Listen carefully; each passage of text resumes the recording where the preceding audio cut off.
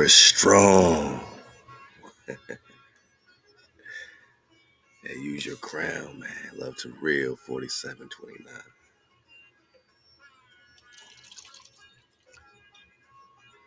Gratitude and abundance. The reminder was on point. Universal laws, they truly to self. Oh, wow. My brother, we need to use our inner power when we meditate. We have strong power. Keep doing the work. Definitely. A great teacher. 100. Been following you for a minute. Thanks for all you do. MHOE. The truth is hate if you hate the truth. 100. 100 proof, man. Love to double, man. What it do, man? Love to Louise Louvre Radio. Let's go. Stay the course. AI, man. IPO. Always giving AI Shabbat Shalom. Hope y'all coming off of Yapa Shabbat. I got fresh Shabbat energy for you. A Lego. Love to King Charles, man. He said, not that Charles, brother. Not that Charles, brother. Charles Johnson, what it do, man? Hey, proper education, you will raise your vibration. BT Cosmetic, what it do? Amazing facts about the seventh day of rest. Remember the code, keep it holy. Thank you for sharing and honoring the Creator together. Shabbat, Shalom, everyone. I hope you are hitting the milestones. No matter how many times you feel beat down, don't beat yourself up, man. I'm living proof, man, that no matter what they put on you, don't put, don't put extra energy, don't put extra weight on yourself, man. Don't put extra energy to them hijacks. Don't let them beat you up, man. Feel the thrivingness, man, of your build up, man. Let yourself go. Let yourself build, man. Make the hard choices. You know what I'm saying? You're responsible for your energy, your frequency, your vibration, what you eat, how you're eating, when you're eating. These are your choices, man. How you popping off, you know what I mean?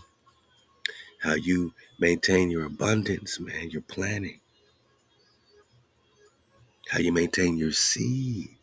Don't just pop off your seed all the time on anybody. God, keep your seed, man. Your seed is the most potent. I mean, it's the power, it has the power of creation, cuz I'm talking to my, you know what I'm saying? I'm talking to my, you know, my ox out there. You know what I'm saying? My brothers, man. Your seed is so powerful, man. So maintain that seed. You know what I'm saying? Let it recycle in the body a couple times, a few times. Get your flow flowing. Feel like yourself again. It's time for us to feel like us, man. We on that fire. And gratitude to you, Kent Fire, man. Kent Free. Love the whole interview. Yeah, we got more with that Zion. More with Zion coming in hot. The Zion clan, the Marley clan been doing so many tours, popping off. Aqua Miss Lord Hill been popping off, man, giving us the best of the best, man, with soul. You know what I'm saying? Still got that, still spitting crazy bars, man. Still popping off amazing bars, man. True soul, man. True rhythm, man. You know what I'm saying? So Zion, YG, Rohan Marley, out to the whole family, man. All the, you know what I'm saying, the cousins, the flow, like everybody that's popping off right now, they on tour, they flowing. So we got more interviews coming, man. More tribe up music, man. For Sheezy, everything belongs to HaWah. You see a lot of cons talking about MHOE. Yeah. You see a lot of cons talking about free feeding. You see a lot of cons saying, HaWah. We're talking breath. We're talking security. And, hey, just because you said free Phineas, Khan, just because you said free Phineas, I think we should talk about freeing Phineas, man. Let's dig on some of this Prester 85 flow. American, Drecon, Green Dragon, Acadian Dragon, Preserve, Acadian Empire, and India Superior. Now's about the time that we're going to start interweaving, interlapping with the drop that we've already, come across, in these previous drops. You're gonna see me going into these drives more and more, talking about the more and more war, man. We don't have to, re-drop a whole lot of this. A lot of this we touched on, so now we can visit it from a 2024, from a year of the dragon perspective. You know what I mean? Hey, out to my guns, let's get some of this. You know what I mean? Prester 85, all the way live. Lego.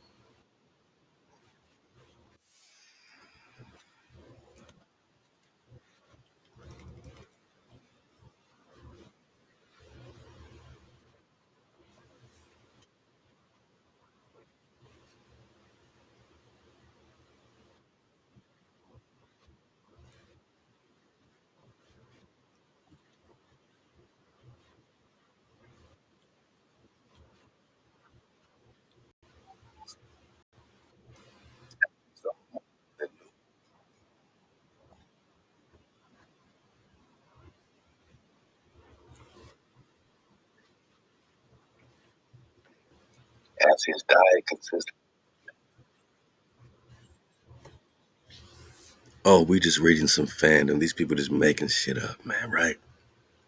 We are continuing with our Free Phineas flow. Remember Phineas, the dragon who's held captive in Fort Tryon State Park in Upper Manhattan? Last great American Dracan. They built a new enclosure for him in 1972 because his brother had just died over there at London Zoo, and they built a new enclosure because he was dying too, and they called it the Templeton Dragon Fund. And we recon the Templeton Dragon Fund as a tribe. And we said, what? It's still traded today as TDF, and this was the funds used to build a new dragon enclosure for Phineas. You don't think the Prester talk has anything to do with your Dracons, Con? The Prester has everything to do with the Dracon. Prester has everything to do with the Dracon. Remember, man. Hey, we got that mem sauce flowing. That means your memory, is returning, man. You know. And when the memory returns, you see clearly. You say, 1828, what is a dragon as related to these Americans found here? And you say the dragon is the meteor, right? I'm not writing this. They're writing this. You want me to get some new links, guys? Y'all want me to get some new links? I'm just talking about fiery, shooting meteor. So all these meteor showers have nothing to do with dragons. I'm not writing this. This is 1828. Noah Webster Dictionary saying that the dragon and the meteor are the same. So we said if the dragon and the meteor is the same, what's a prester? If it means priest, what does the priest have to do with a meteor?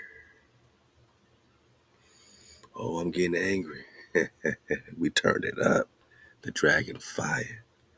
External part of that neck starts swelling with that dragon fire. What does this fire have to do with the dragon? What's the dragon have to do with the Prester? Well, if the Prester is a meteor, and a meteor is a dragon,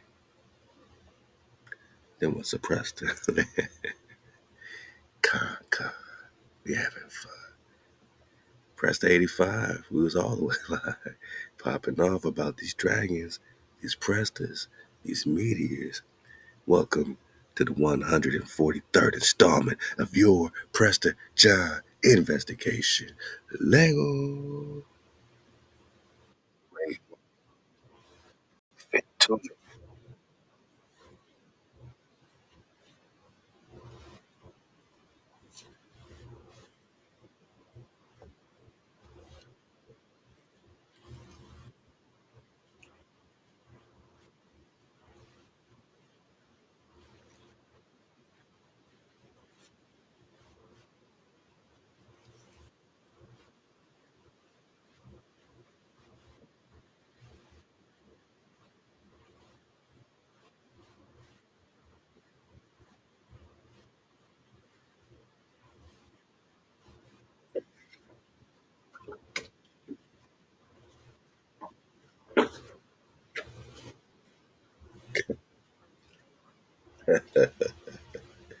350s.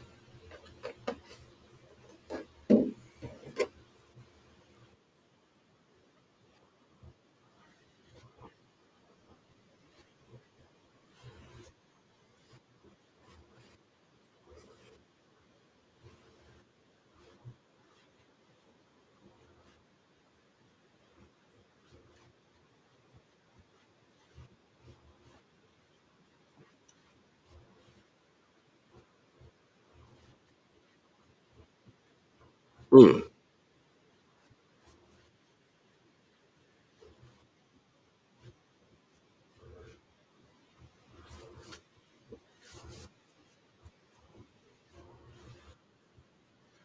What do y'all think happened to William O'Connor? He passed away unexpectedly after dropping his drop about where these dragon nests are, man.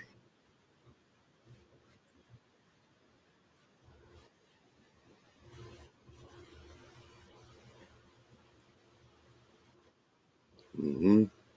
Mohawk. Con. Shout out to Mohawk. Mm-hmm. Talk on it, Con.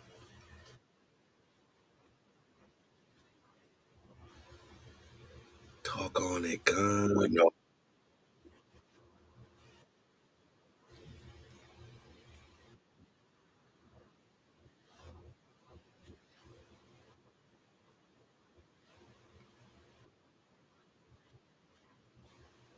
Mm-hmm. Mm-hmm. Mm-hmm. Just took off the track. Mm-hmm.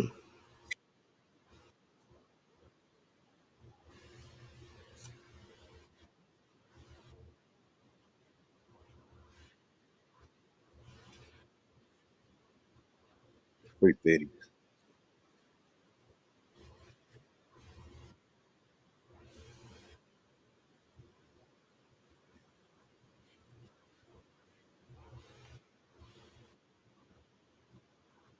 Managa, you recon the Acadian National Dragon Preserve.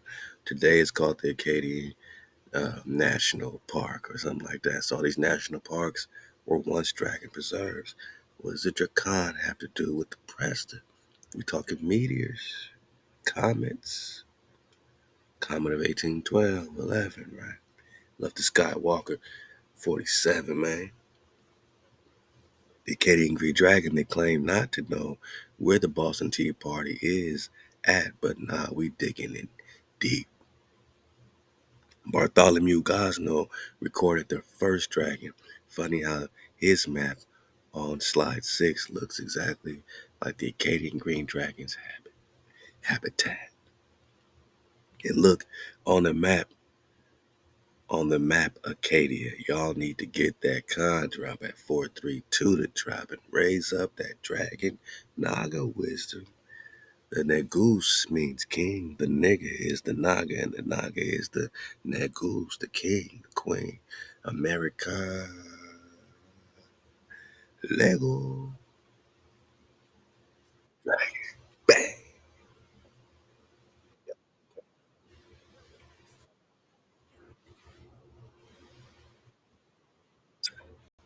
From the Hebrew Bible. Okay, the Bible.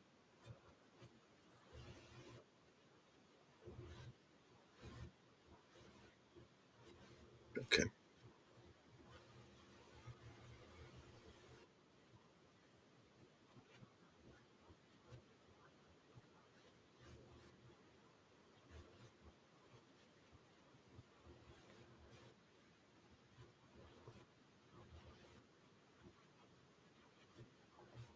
hold on, man. I just want to give a soul clap. Soul clap. Soul clap means you on beat, man. Soul clap means you on that rhythm, man.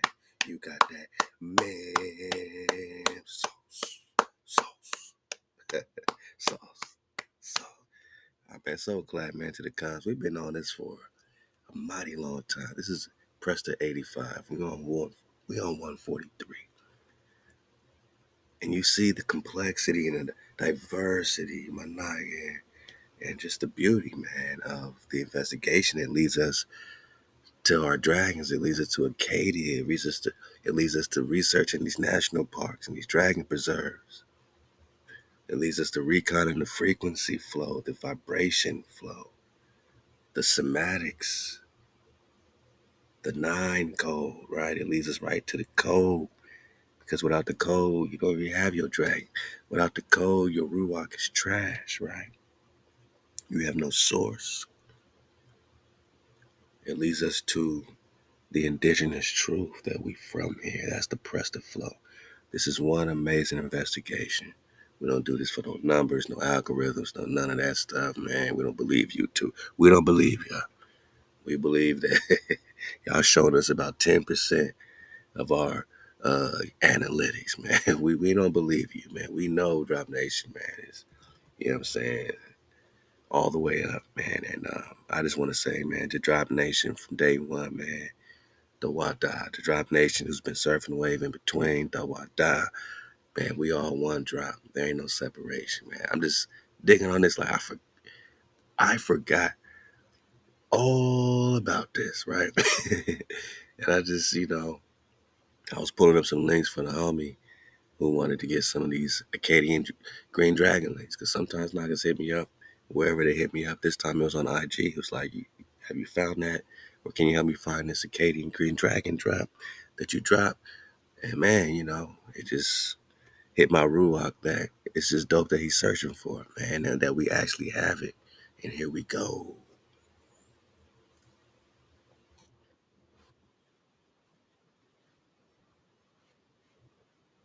Mm.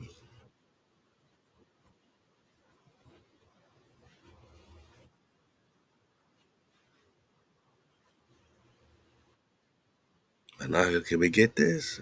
The parallels between Pelagi's return to Acadia from exile in Georgia. Remember all the David Soslan, Babylon, and Georgia flow? Do we need to get back into the Georgia Tony dynasties, man? Connected with Judah, Georgia, on my mind. Lego.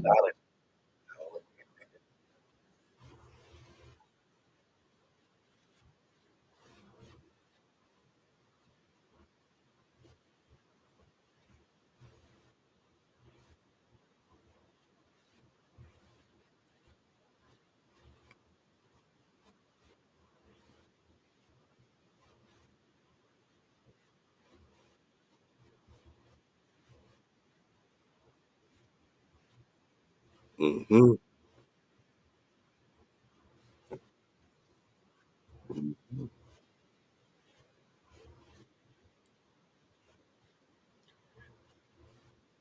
Oh, Diplo. Ooh. Oh, that's Tip. How much we want to? How much? How many shekels we want to bet? They done took that whole link off YouTube. As I look at Press 85, these links we had up right here, about 30% of these, 35% aren't even up anymore. Like we've had to get other subsequent situations. You know what I'm saying? But yeah, that's a true goodie, never oldie, man. It's the annotated for the main code chronology drop. And love to the Templar, man, who dug deep for that one, man. Yeah, yeah.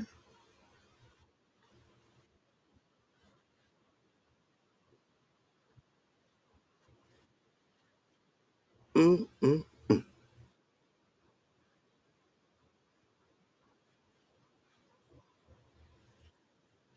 mm-hmm. Mm, mm. This link is gone.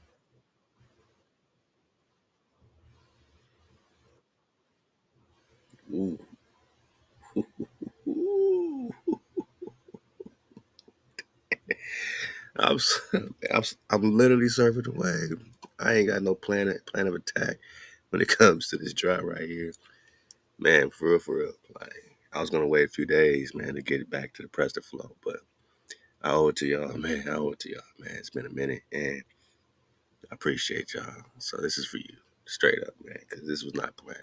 I'm over here writing a movie right now. I'm over here just playing around, getting my, you know what I'm saying, sharpening my tools with my film writing. You know what I mean? I've been, you know what I mean? I ain't gonna get on into it, but I'm saying like I'm over here writing an urban thriller right now, just having a good time.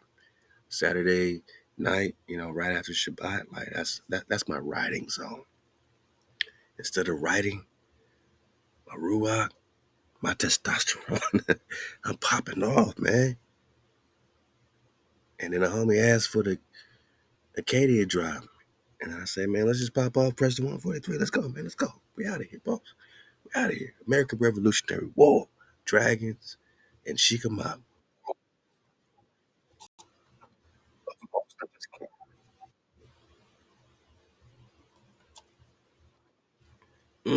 He bore witness. Wow.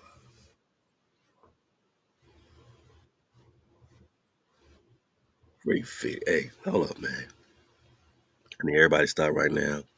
Put some dragon emojis in the comments, man. Once in a while we do this, a little checkpoint we do to let you know that this is for real, for real. Put some green dragons in the emojis for Phineas in the year of the dragon, my nigga. Lego. Stop playing. Chat. Yeah. We coming in and out with our new site. It's going to have the drop chatter box in there. Live. You know what I'm saying? Whatever's on the 432 radio flow. New app flowing. This is the vision, my nigga. The water for your support. Join up. But here,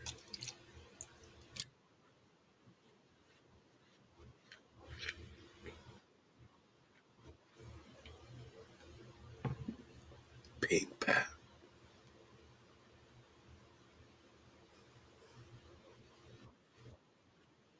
Let's get it. Let's get it. Let's get it. Bam, bam. Okay. Okay. Let's get back to it.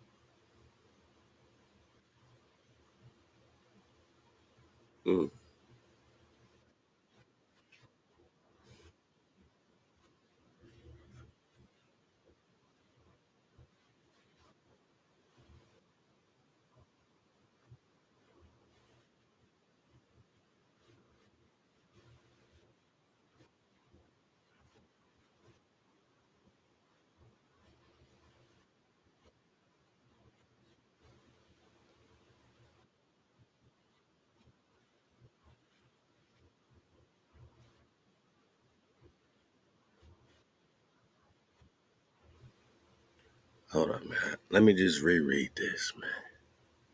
The parallels between Pelagi's return to Acadian. Now, I'm going to leave a link so you can get the full drop. All right. So, from exile in Georgia and events in the Hebrew Bible are striking and revealing. The story is the biblical account of the Exodus in a modern context, enhanced and reinforced by elements of mythology. Now, who's enhancing and who's reinforcing with mythology? We're going to, do a shuffle ball change, into the Marvel flow, back to the Prester Marvel, the Marvel universe, Spider-Man and all that. Is Spider-Man, maybe that's not, maybe that's DC. The Marvel flow, got the Avengers and stuff like that. So, all right.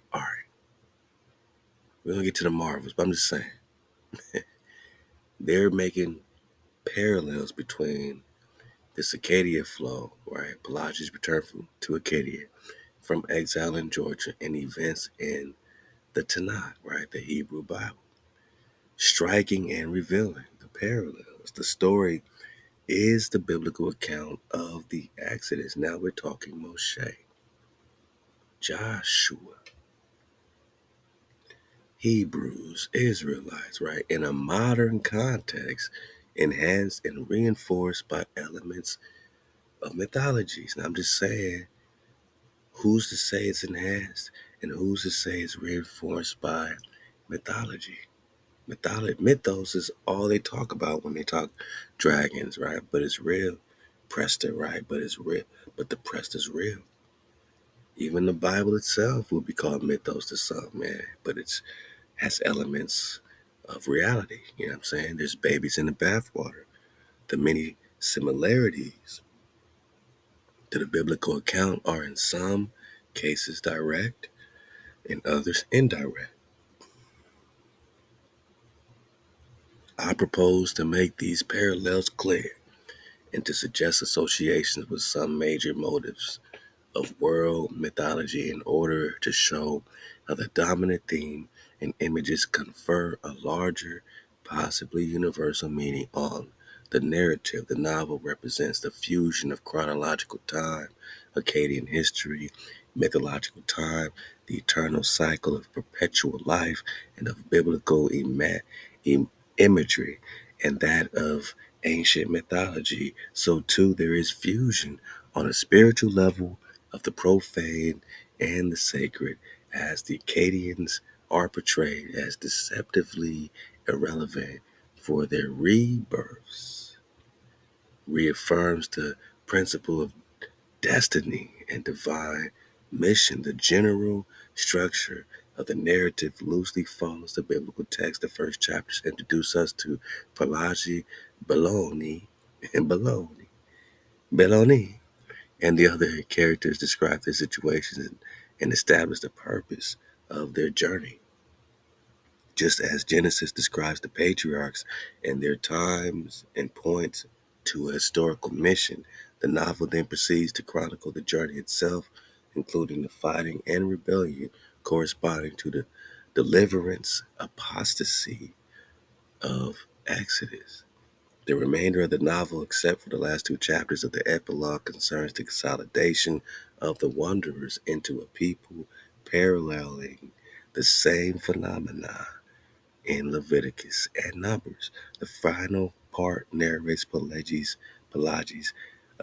address to the people, her death, and her people's arrival in Acadia, as Deuteronomy recounts Moshe's invocation to the Israelites, his death, and the arrival in the Promised Land.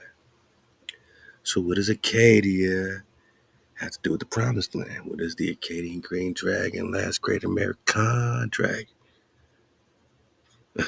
Free Phineas, and all the OGs like Mohawk, you know what I'm saying? Like, what does Acadia got to do with the Promised Land? Well, if we connect the Acadia flow to the Canada flow, you know what I mean? If we connect all that with the Tangu that we've been digging on, all this is one land, my noggin. All this is Promised Land, my noggin. And it's interesting when they're talking about Pelagie as a she, because I haven't got into a lot of these romances, man. Love to the Templar, man. There's a reason why I've been saying Ahab to the Templar for damn near a decade, man. Because the Templar Urban Reed been digging on it heavyweight for over a decade, man. And he came over, man, and just gave us nothing but that water and kept that water flowing. You know what I'm saying? All this time, man. And, damn, 10 years of dropping that drop, my Naga Templar, published work, my Naga Templar. I've been talking your name, Aki Templar, all this time, man. I appreciate you, Con. And can't say enough, man, for the thorough ones. Some come, some go, but some is steady water. You know what I mean? And we here now, you know what I'm saying? The cons I'm talking on now, man. Cootie Mayo, you know what I mean? Natural by law, A out the con UB, you know what I mean? So many cons, man. Big Judah, man. Shout out Big Judah, man. You know what I'm saying? Dane Calloway. A lot of these cons, man, everyone got a piece, man.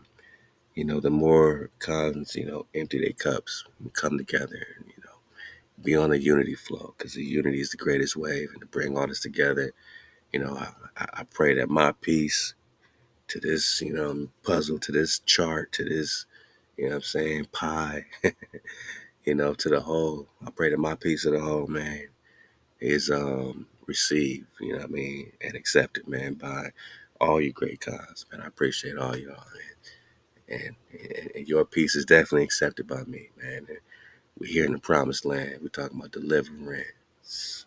Yeah. We're talking about Moshe. We're talking about Deuteronomy. Little more. Describe it.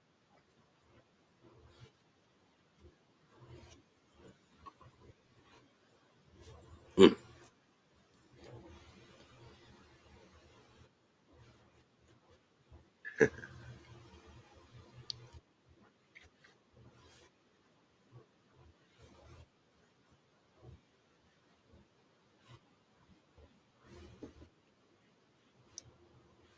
okay.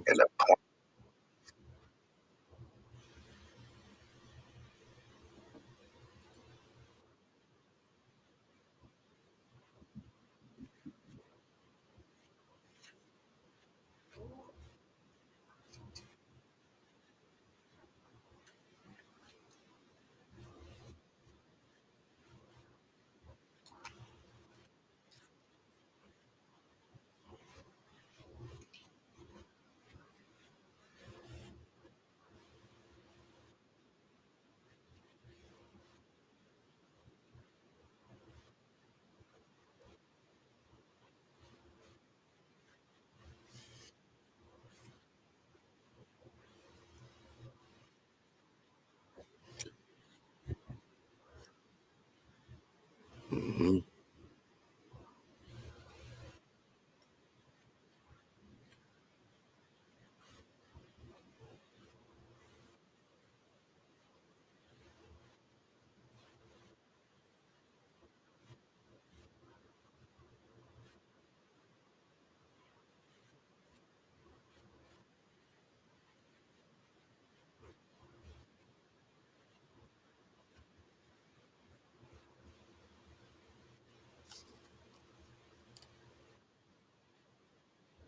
Mm.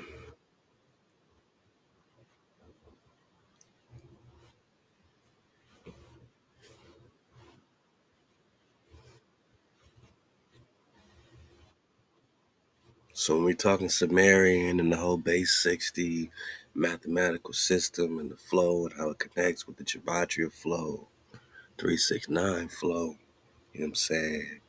Acadian, just like they spelled it ACAD, it's also AKKAD. I mean, my nugget, now you're talking ancient, right? Just by switching the C's to the K's. Sargon the Great, right? But we still talking Canada, we still talking America, man.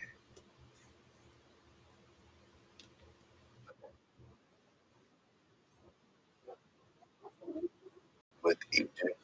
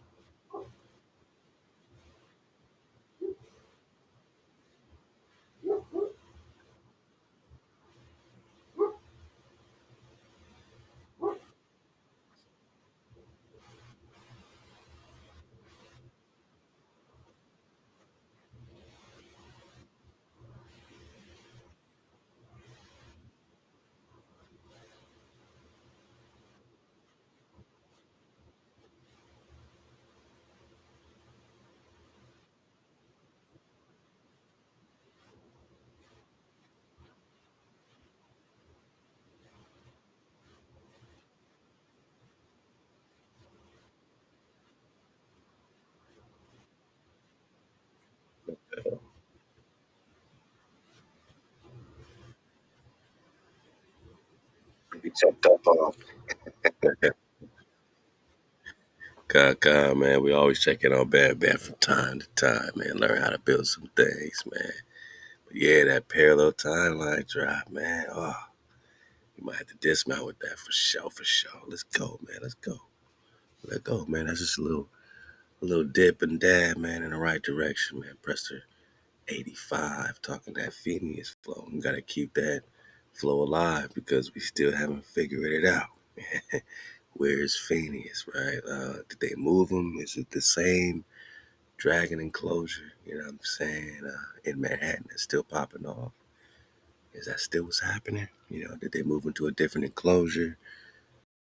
Started moving them around when we started talking about freeing Phineas, man. I mean, Nagas got real serious about freeing Phineas. They said, man, I'm going up to Fort Tryon, man. I'm going to holler at them. They said, man, we out of here, boss. Let's go. Let's dig on this.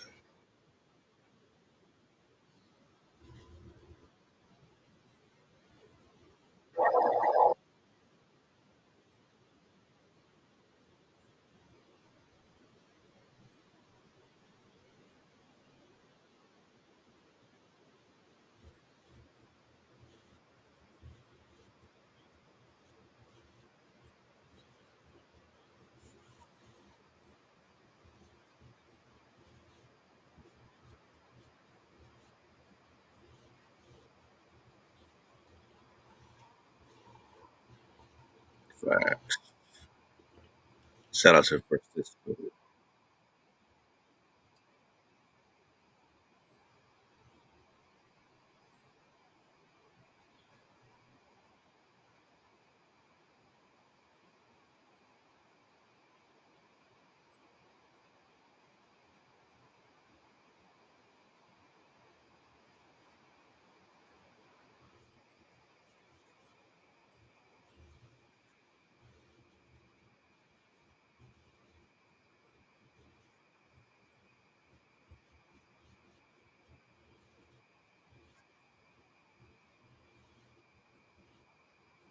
Mythology.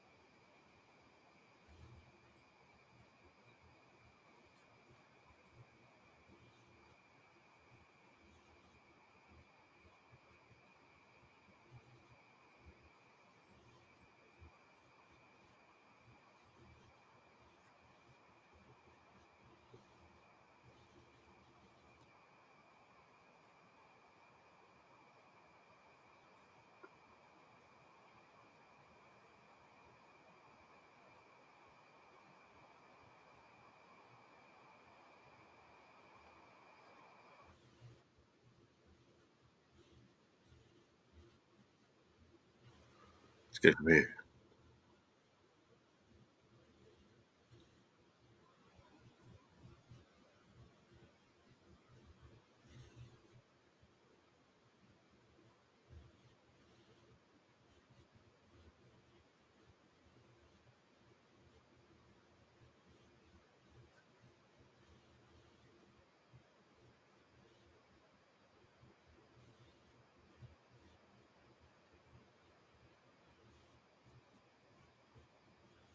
Mm. So what you see on the right or and the left are, hard hits, you know what I'm saying, to the same person or the same event happening that should be 500,000 years apart, but line up perfectly, letting us know that there's phantoms, that there's duplications. When we talk about the dark ages, a lot of the real chronology is coming right out. These dark ages. They pull the shade up on this one to enlighten us of a new history. But the dark ages got all the drop. 1200s, 1300s, all that stuff. When they found us, 1400s, pink path, 1500s, we still got a Holy Roman Emperor, black ass King Charles. We still fighting 1600s, 1700s. We still fight Chickamauga War, man. You know what I mean? So they duplicated history. The real stuff after 900s, they're saying they're gonna get it. You know what I mean? but then they duplicated it back sometimes over 1800, 2000 years, like the bro Francisco breaking down. Shout out to the Francisco.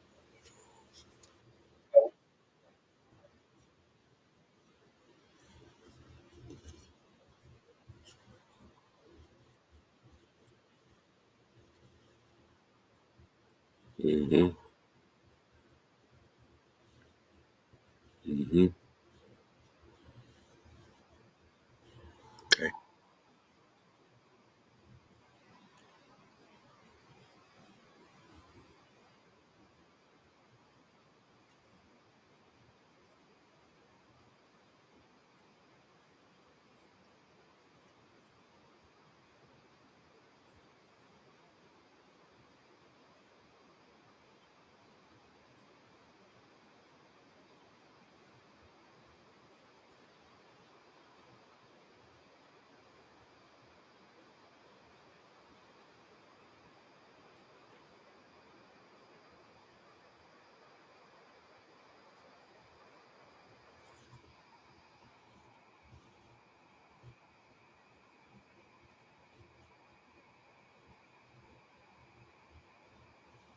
And the people are the Romani, and the Romani initially are those connected with the pomegranate or the promised land, because Moses needed to get confirmation from Joshua and Caleb that they were in the promised land by finding the pomegranates. And the pomegranate in Hebrew is Rimmon, Rimon, where they're getting the term Roman.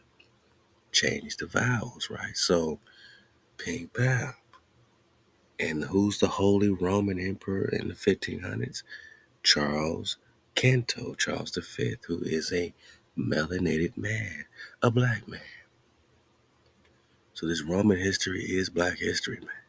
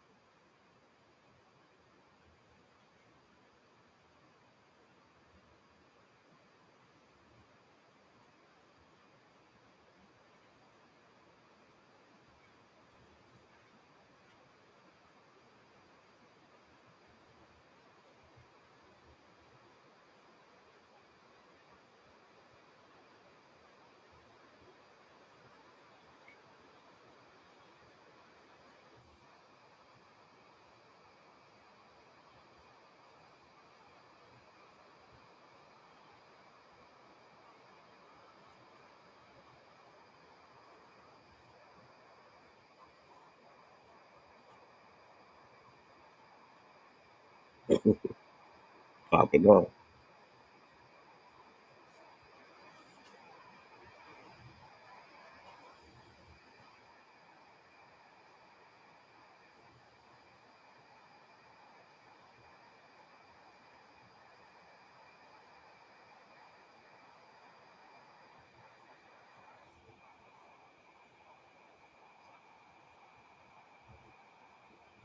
Let's get it in.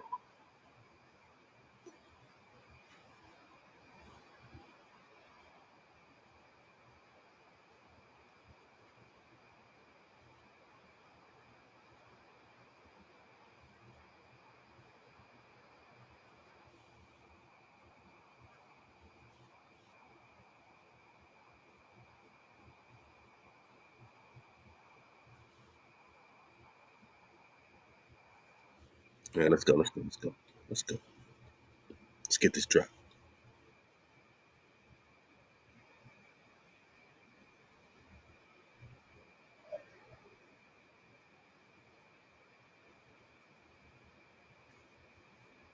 The crazy ideas are not just popping off.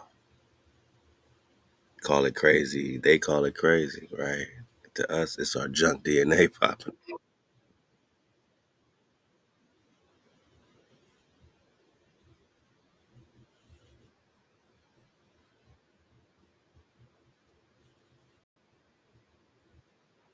Let's get it, man. Let's get it.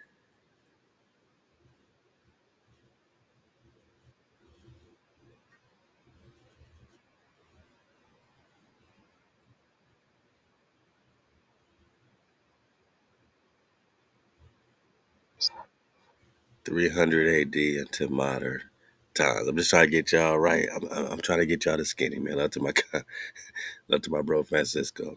I'm about to get back to this lost tribes right now, so I'm just getting the skinny for y'all. He said 300 to the 900s. One more time. Flamenco. Flamenco.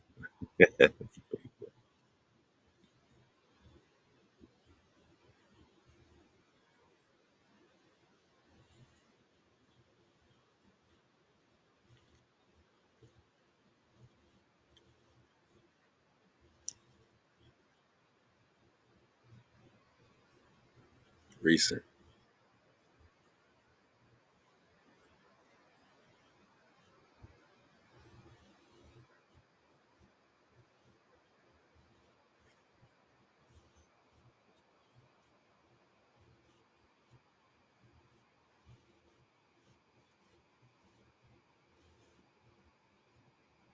Back to the BCs, which is why you're finding King David in the BCs. Brother Francisco, this joint's called Parallel Timelines in History. It's hard to find on YouTube now, but I paused this, man. It took like at least 45 minutes trying to find it. Couldn't find it, man. I came right back, man. So this video's longer than you think. And now he's trying to find some drop for y'all, man.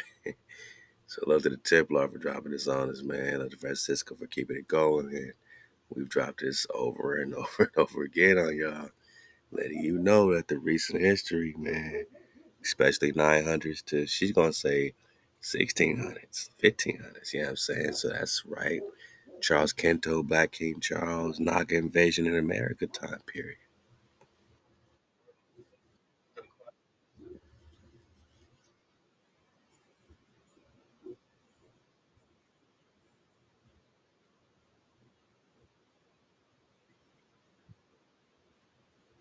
Woo! Woo! So these are the shifts. 333 years, 1050 years, 1778.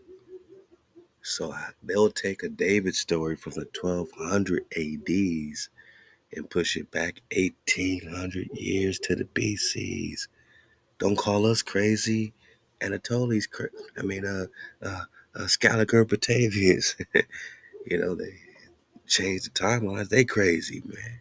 Anatoly, they're gonna call them crazy too. But these are historians recounting the Anatoly flamenco drop like we are. 333 years, 1,050 years, 1,778 year time shifts, man. So we can shift time back in our investigation based on the fact that they shifted time at least three times, man.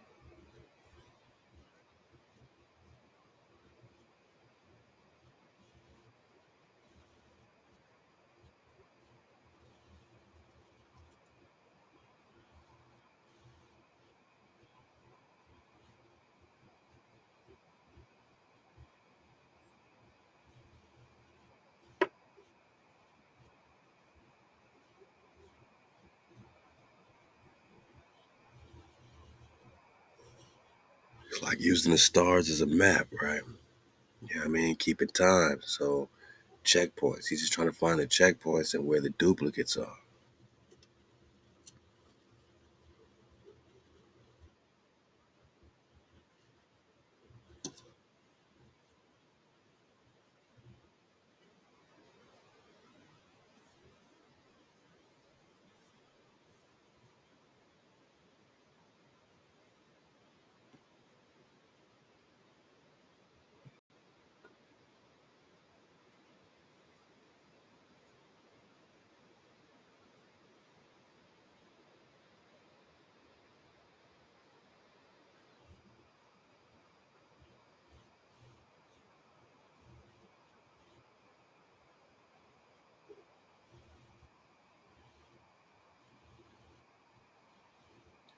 Scaliger and Patavius with a P.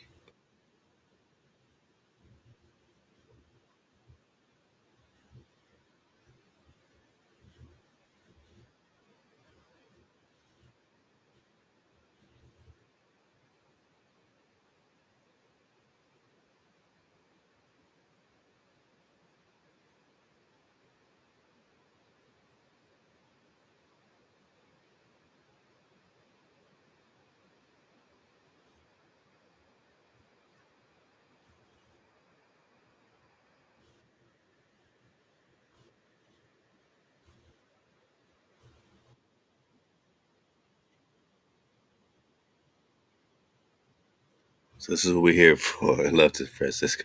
He popping up. Hey, I wish I could find this link, man, but this is all I could give y'all, man.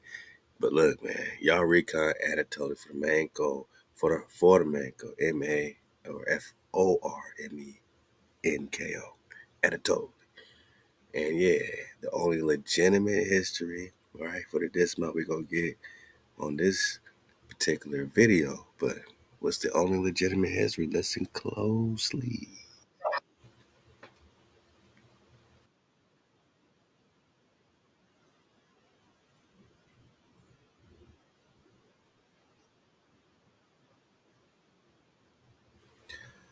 And they said 1900, damn, but at least 900, right? So that's going to bring us up to the Quetzalcoatl flow, Joshua flow, Moshe flow. We're going to pick it up in the biblical timeline right there. 1200s, now we're talking, David, we're talking these Genghis Khan, we're talking the more and more war continuing, which is still the biblical war, Israel, Moab, and all that stuff. But it's all just happening. 1300s, 1400s, 1500s. Now they're fighting us here, fighting for the promised land, man. They told us it was 1,000, 2,000 years ago to put us to sleep, to make us feel like it happened so long ago. They gave us a new hero in the romance called Jesus. And they're syncretinized, fused together, New Testament, put it with our Tanakh, right? And then they said, okay, well, he's your savior. He's going to come back in 2,000 years. 2,000 years ago, he died for your sins. And you go, come on, boss. That put it so far back, you're just going to believe any mythos. But if they put the real timeline together and you know that David was just popping off, let's say in the 1200s, 1300s, King David, right? That they just invaded a Hebrew empire in America in the 14, 15, 1600s and on to 2024, that would give you something to fight for. That would give you something to wake up for. That would give you something to be aware of. That it's all happening, that it's just happening, that it's all recent, man. Most is happening after the 900s, man. Now we're into the Dark Ages. Now we're into the Mayans. Now we're into the Anasazi. Love to the Khan Higher Marb.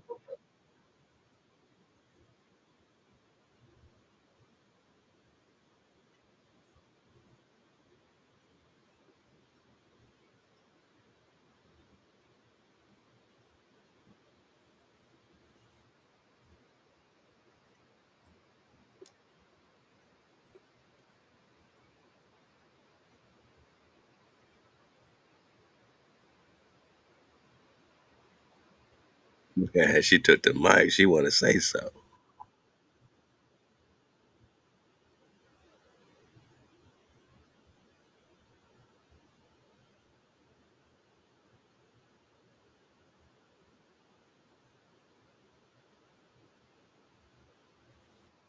After 900, we're talking ancient history. Love to Francisco.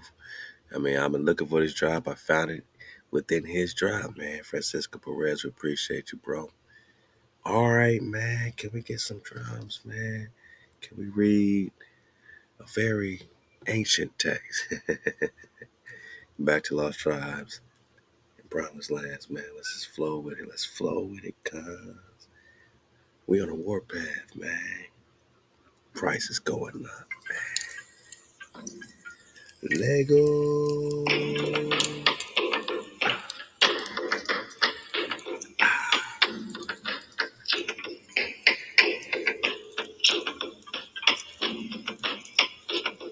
Let's go. Lego.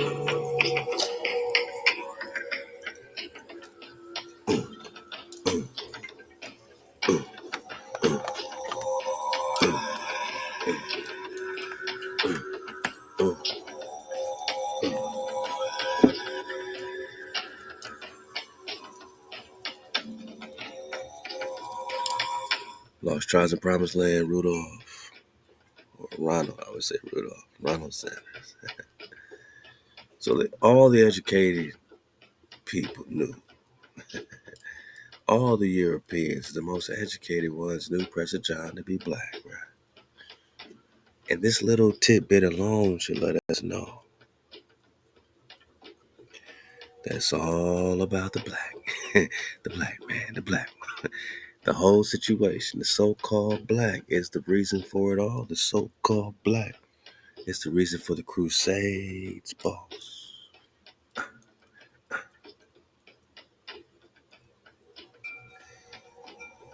This ain't no racial superiority, man. I'm talking tribal.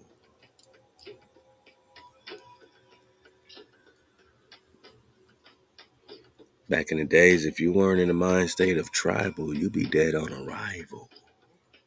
No survival. Better read your Bible. We freestyling facts. To be black.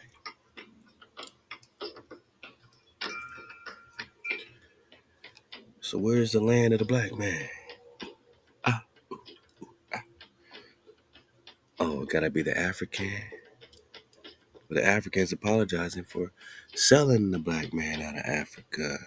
Not the African out of Africa, the black man out of Africa. Get the Patreon. Get the Patreon.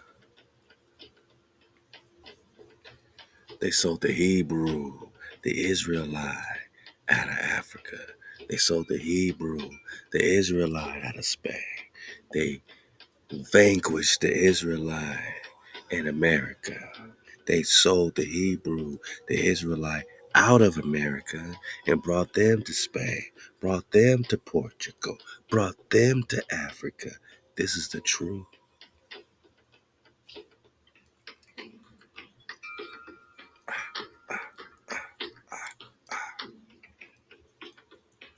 This does not mean they had yet specifically identified him with the emperor of Ethiopia, but they did identify him as a black man. But today they want to identify the black man as an African. But the black man can't be an American unless he's an African American. Oh, Jesse Jackson. Oh, Jesse Jackson, stop it.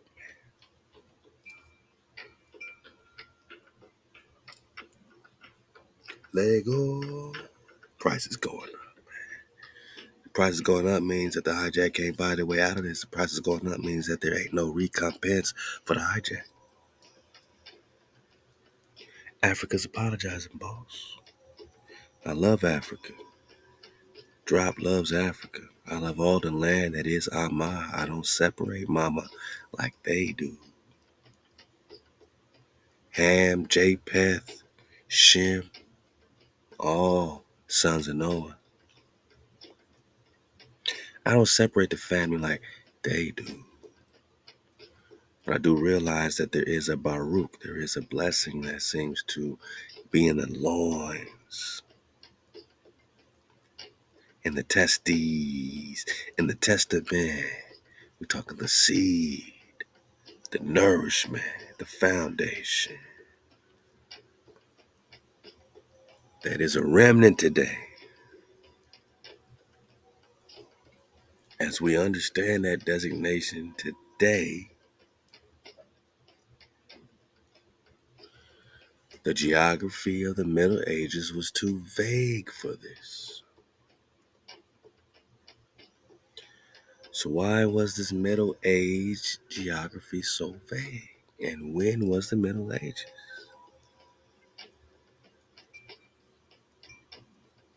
1200s, 1300s. Yeah, I'm saying, so any geography they had was very vague when it came to east or west. You know what I'm saying? Uh, Promised Land, Ethiopia, India. Let's go. And the legend more splendid than the monarch or any monarch ever has been. In fact, Prester John had not originally been placed in Africa at all. The legend made its first known appearance in Europe in the 12th century when Bishop Hugh of Jabala arrived in Rome to appeal for a second crusade on behalf of the beleaguered Christian princes then established in the Near East as a result of the first. Hugh told a hardened story about a far eastern king simply named John, a Nestorian Christian who had invaded Persia not long before and conquered Ecbatana. Nestorian means old king renowned for wise counsel. So that's why they always had to label it Nestorian Christian, not just Christian Christian. They had to put a new label on the Christianity because this Nestor flow connects to an old king renowned for wise counsel. You look it up. Look up the Nestor, right? They have the Bob Marley flow. They call Bob Marley Nestor, right?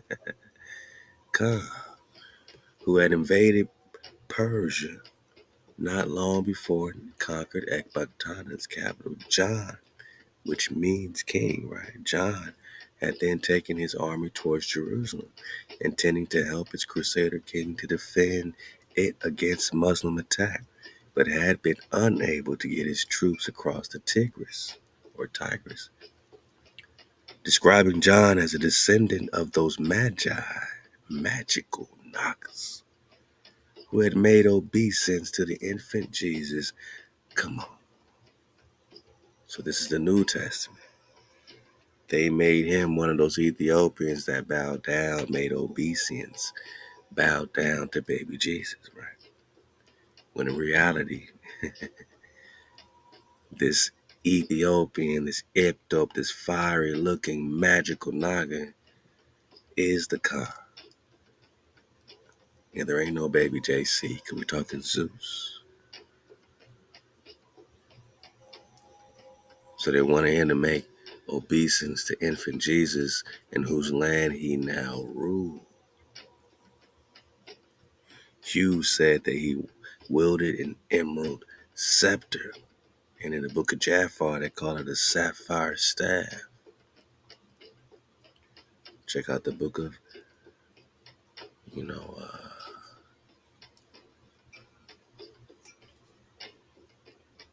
Jasher, Jasher, Yashar, right? So around chapter 76, I believe, they call it an emerald scepter, or a sapphire staff. Hugh's story may have been based on the exploits of an actual Tartar king.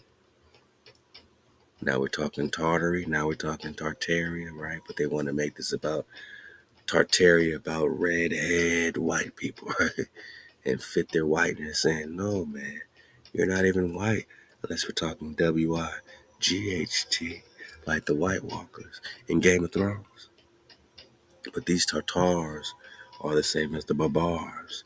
The Barbars are the Swan Knights, because in Hebrew, Barbar means swan. Get the drop. Barbari has to do with the Swan Knights, not some uncouth knockers, not some non-royal, non-nobles. The Barbars, the true Barbars are royals. The true Tatars are royals. The Tatars were often in contact with the far-flung Nestorian communities of Central Asia and had shown interest Oh, in Christianity from time to time, that means that they're not solid on no Christianity, nor the Christianity that you're professing with no JC, you know, JC Resurrection, Virgin Mary. Like, nah. That's why you named them Nestorian instead of just Christian. And where's Asia, boss? One more time. Right here in America. That's crazy. Oriental. Is you crazy too? Drop crazy? You crazy? Drop Nation, we must be crazy. Everybody crazy. We just take a moment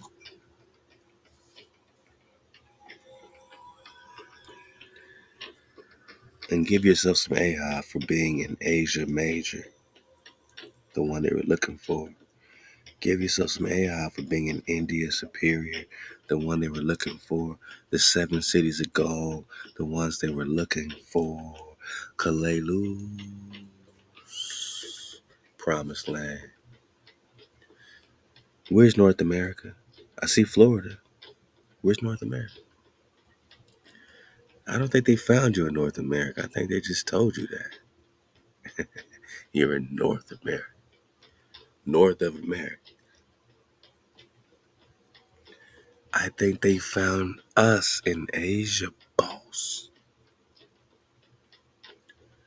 Asia Major. So this talk about Central Asian, Ekbatana, and all this Nestorianism is happening where? Asia Major. And the British Museum put the Prester John in where? Asia Major. America. India Superior. Prester John. Mexico. America. Asia.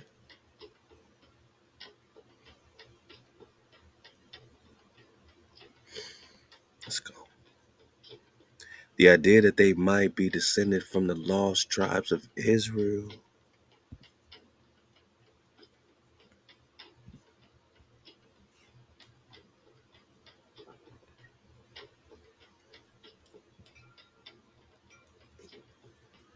The idea that these knockers, we're talking John, descendant of the Magi, who has the emerald scepter,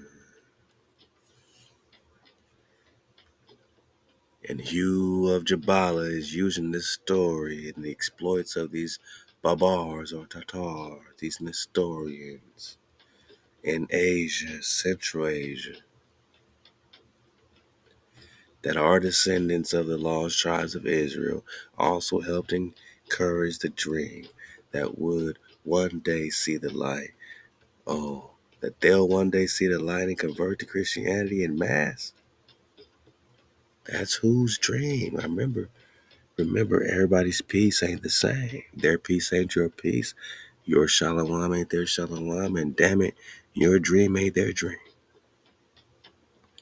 Their dream is to give you Zeus, Jesus, Jesus, Jesus.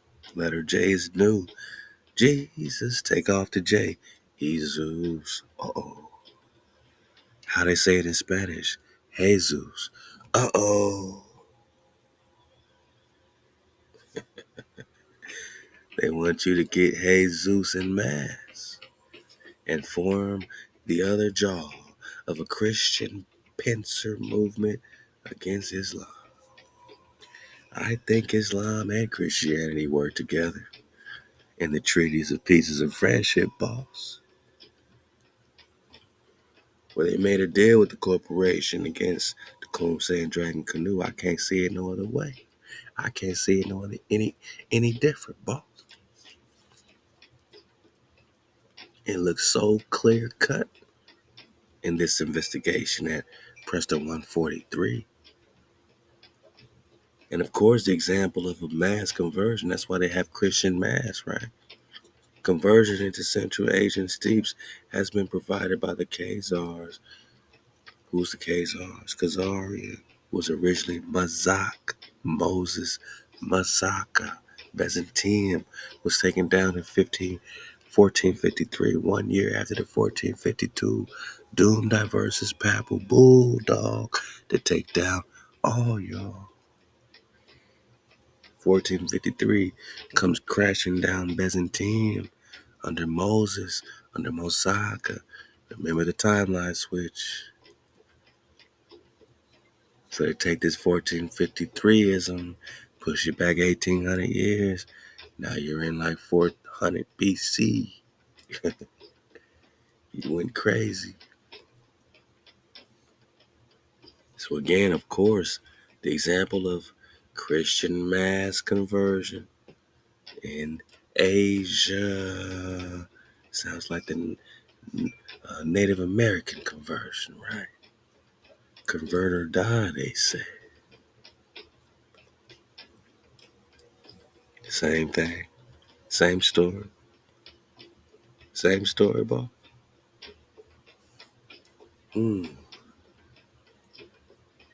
Parallel timelines in history.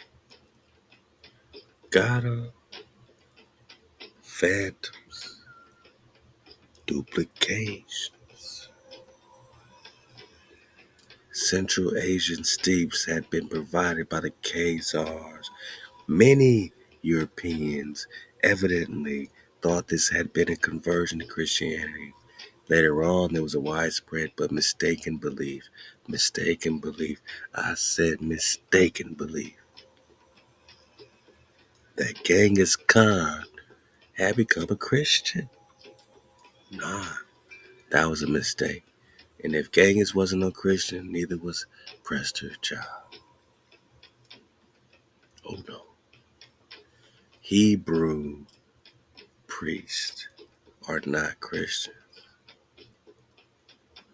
The Tatar version of the legend was still strong enough in the late 13th century for Marco Polo to assume that a neighboring prince he had heard about while in Katai was Prester John.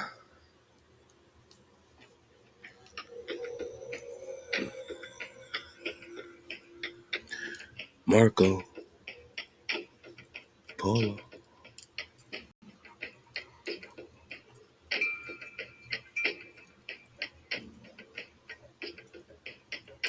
So what's the connection between Marco Polo's Asia and the New Lands?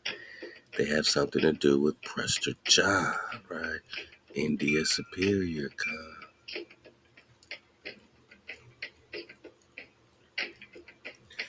What's the meaning of Tatar? Well, I don't know. I don't know. But in 1828, these Tatars,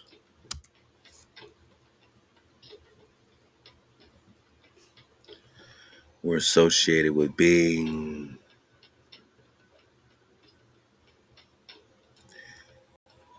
man, in hell, boss.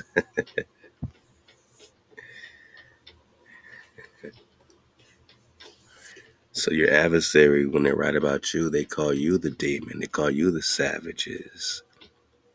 Savage niggers, right? They say you're the devil's spawn, the Hamite, the burnt curse. My mom used to always talk about how they used to say her dark skin was a curse. Like she's in hell in Tartarus. But it's the victor that writes the story and the dictionary. Hijack City. 1828, one of the first dictionaries in Hijack City. And the Tatars, Genghis or not, was hell. Temper. Temper like anger? Like Prester?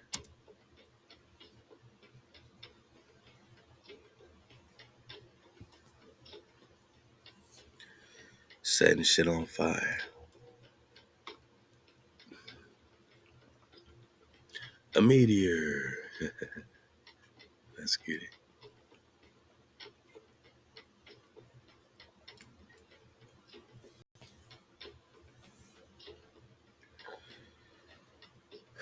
So Marco Polo assumed that the neighboring prince he had heard of while in Cathay. Where's Cathay? One more time. Oriental's finds map says Cathay is right here in North America. Cathay.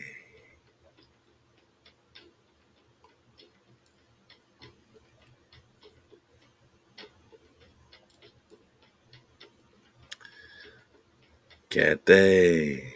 Oh, it's too blurry. I got you.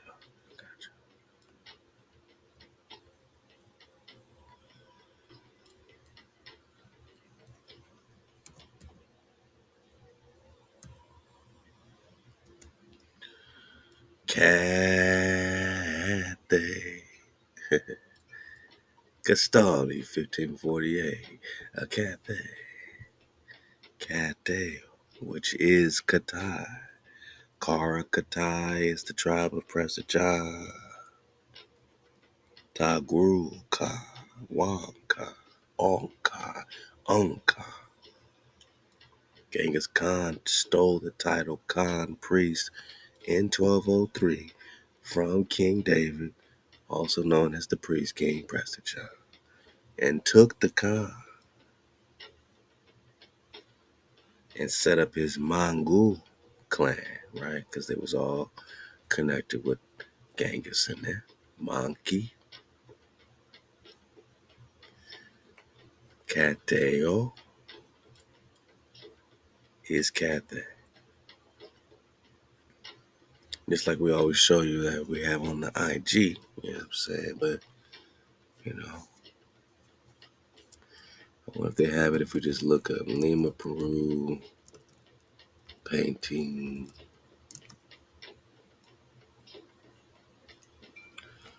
Charles Quinto,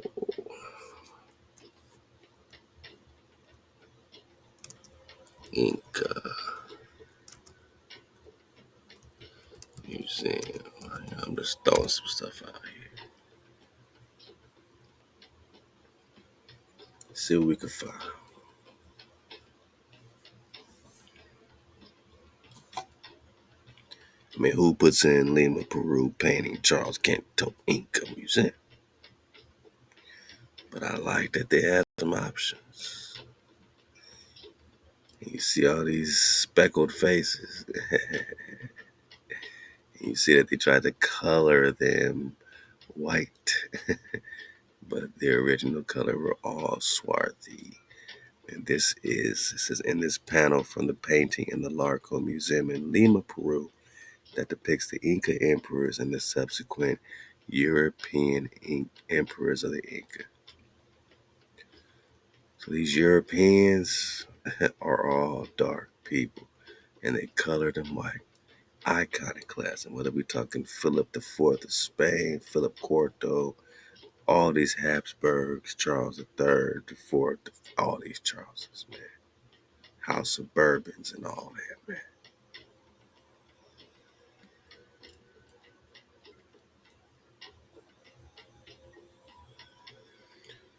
I'd like to see a clear depiction of this one. This is beautiful painting right here.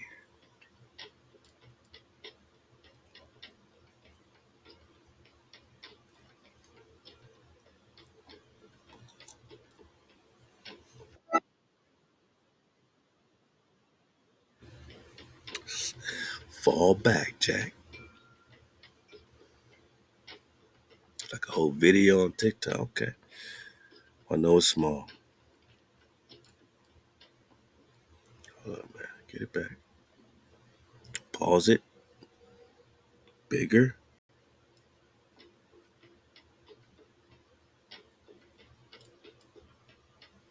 We did just pop off a brand new TikTok page, so you can search us on TikTok. We want to drop stuff from time to time. So this is the full drop. Normally we only see this part right here with Charles. This is King Charles, black ass King Charles right here. And then they try to lighten them up. All these other subsequent Europeans. These are the subsequent Europeans, but they're just as black ass King Charles. And look what it says as we talk about these two figures in the shaded regions. That you don't see that good right here. Maybe we'll get a better one. But the painting in the Largo Museum in Lima, Peru, this painting depicts the Inca emperors and the subsequent European emperors of the Inca. It begins with Manco Capac.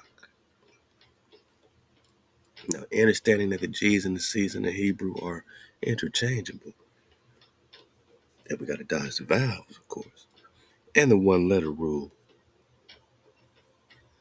Horace Butler told us that. This Manku can easily be Mangi, Mangu, all the stuff that we're seeing in the map at 1548 Gastaldi. India Superior flow we just got, the map. So it begins with Manco Capac, the legendary first Sapa Inca, top left side. So that's Manco, and then you got Mama HaWah, right? H-U-A is also H-A-W-A, same phonetic sound. HaWah, go or ku or gi or however you want to say it. So Mama HaWah, that's his sister, and Manki Mango, all right? Now, the painting also depicts Holy Roman Emperor Charles V, Charles Quinto, as the first European emperor of the Inca.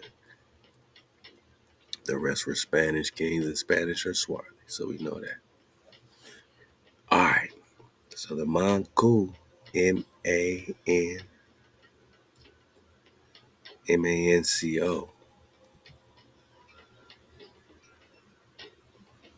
could be still connected with this M-A-N-G-I. R stands for regnum, which means kingdom. So this is a kingdom that could be depicted right here, talking about the Inca flow. And did it get hijacked by King Charles, or was Charles a part of the bloodline already? And, later, we also got the drop where there's a Mongol connected with the Batu Khan grandsons of Genghis Khan. So there's another Mongol in the Genghis Khan. Could be something, could be nothing, but all this could be part of the Genghis Khan line. And even the Inca flow could be part of the Genghis Khan line. We don't know. But these are questions we are seeing clearly, man. Let's go. Katai, right? Yeah, Marco Polo assumed that the neighboring prince he had heard about while in Katai was Prester John. And we saying that Katai is right there, dead smack. Katai is right there, dead smack, in the land of Prester John. According to the British Museum, right? 1530. And the Oriental finds 1531. And of course, the Custody map that we just got, 1548.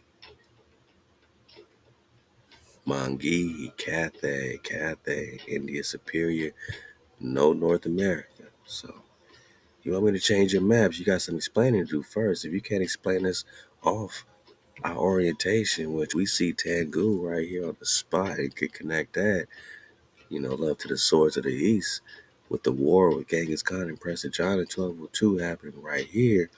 And why else would they call it India Superior? And what's it got to do with Florida and the Fountain of Youth and Mexico and the Meshi and the Moshe connection? Yeah, I think you got some explaining to do, boss. This is the old world. Yeah, this the old world, boss. Uh, uh, uh, uh.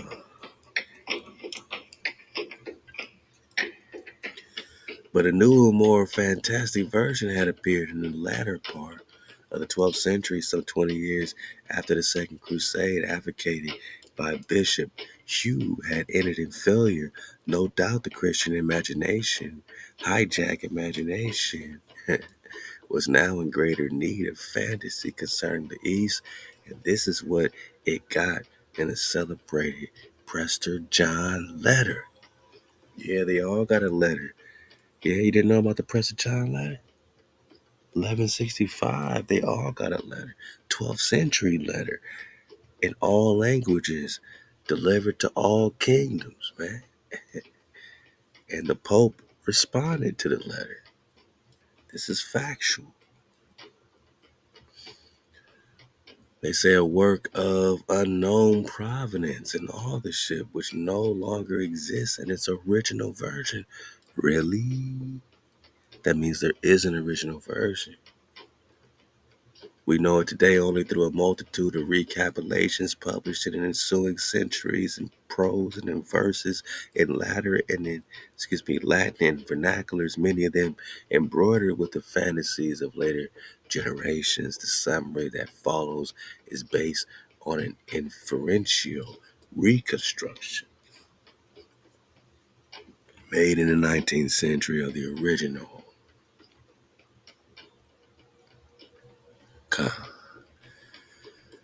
The letter is purportedly addressed to the Christian emperor in some versions.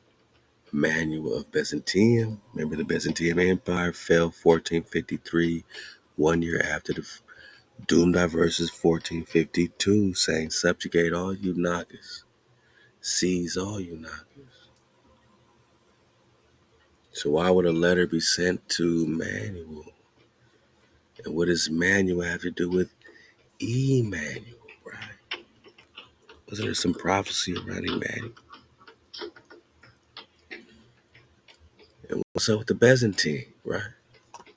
Again, I'm getting it like it's the first time with a 2024 Dragonfly perspective. We're going to get back into these old ancient Prester drops and let it lead the way. Let us lead the way, because we put that work in already in 2015, 2016, 2017, 2018. We put that work in, so let's ride our own wave. Let's ride our own dragon, man. For the first time, let's let it fly. Let's spread our wings. You thought it was over. And now we just getting started in 2024 because we spiraled up, connected to ourselves. And now we all the way up. Look out for tribal music. We got a lot of music dropping. So we about to set the wave on fire. The water on fire. That memsos. The Byzantine fell 1453. Ain't nobody talking about this.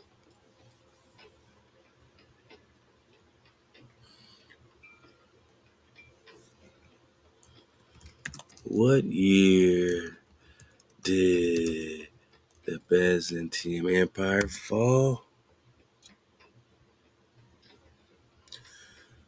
1453.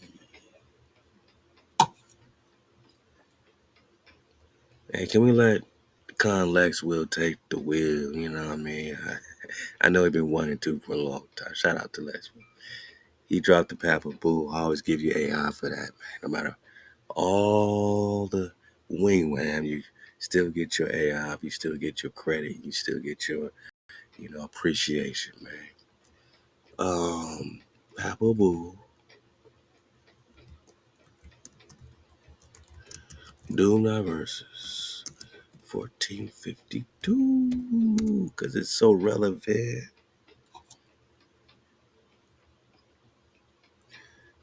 OG Wave servers know what time it is. Y'all remember this.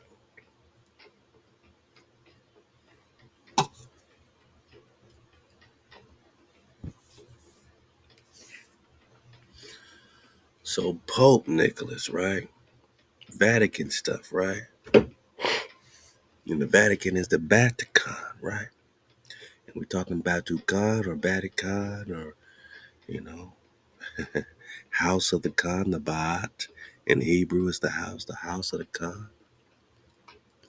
Seizing all non-Christian lands, but you want to be Christians today, even though they seized all people's lands that weren't under their Zeus-ism.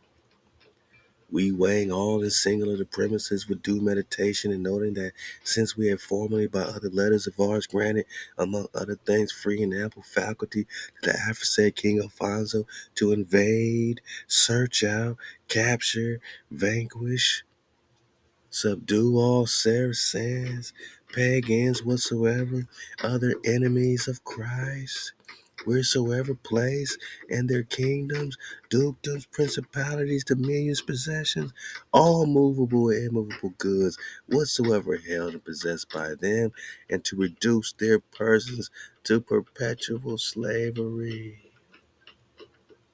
This is what the Christians did to all the enemies of Christ. Put them in slavery forever. Perpetual means forever. Perpetual slavery is forever slavery, and to apply and appropriate to himself and his successors and kingdoms was a successor. The same thing in 1828 as a descendant boss.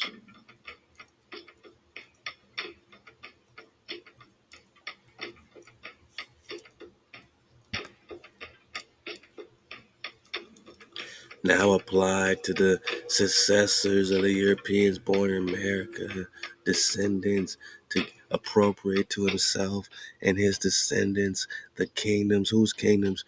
Your dominions, your kingdoms. Whose kingdoms? All the Saracens' kingdoms.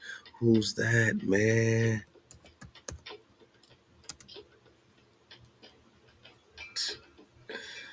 You.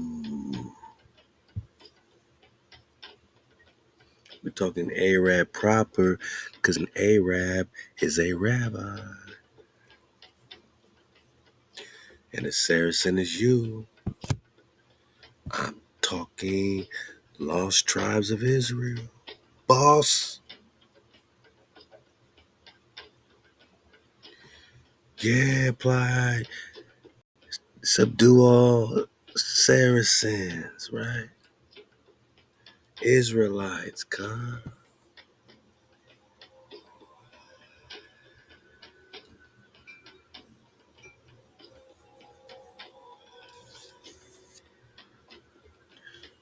Pagans, that means they're non-believers in their Zeus worship, man.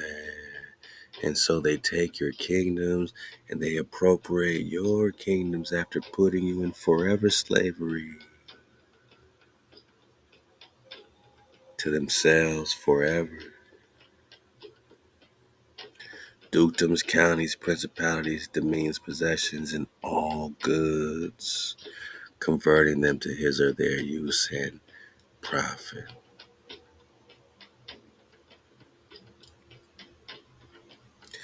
By having secured this said faculty, the said King Alfonso or hijack city, by their hijack authority, the aforesaid Infante justly, lawfully hijack city has acquired and possessed, stolen, and does steal these islands, lands, harbors, and seas.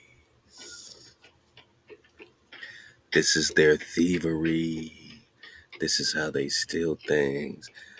This is how they make a confederacy, Psalm 83, and make sure the name of Israel is no more in remembrance by stealing your land, islands, harbors, and seas.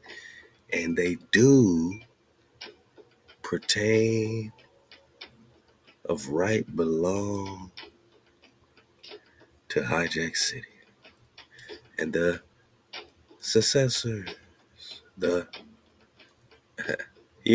descendants, not the copper colored Nagas found here, but the successors of Europeans. Who's the Europeans? Black ass King Charles in it. God, they stole land from those whose birthright it was and is forever. So the Byzantine fell in 1453. 1 year after the 1452 palpable, which lets us know that something was very Hebrew about the 1453, pre-1453 Byzantine. So when we talk Byzantine and we realize it connects with Khazaria, Mazaka, and Moses, the founder. And go get that drop. Mosak, the founder, primal ancestor. Now we can understand some things. That the letter is purportedly addressed to this emperor in some versions manual of Byzantine. In 1165, this is pre-1453. So this is hijacked free Byzantine. The same Byzantine that was taken out by the 1452 Papal Bull, same as us. And 40 years later, they find us. Columbus finds us in 1492. Get out of here, boss. It's the same damn thing. And others, Frederick Barbarossa. What's Barbar mean?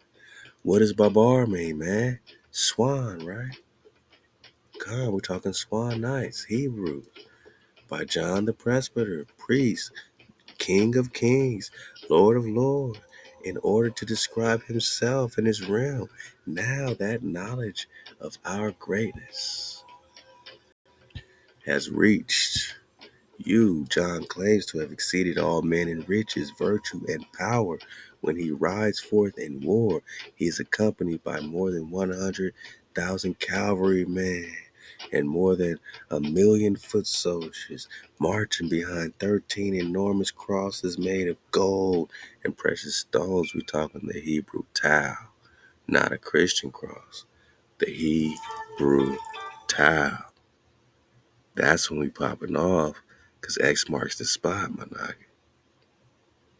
That's when we popping off, because we coming home. When the two cross sticks come together is when the two northern and southern kingdoms come together, man. 72 kings pay tribute to him. 30,000 men eat at his table every day, and they are served by 7 kings, 52 dukes, 365 counts, as well as by humbler retinue. Roman and Greek clergymen alike eat at John's table. Eat at John's side, the table itself is made of emerald, supported by legs of amethyst. Sound like King Solomon? Dawi.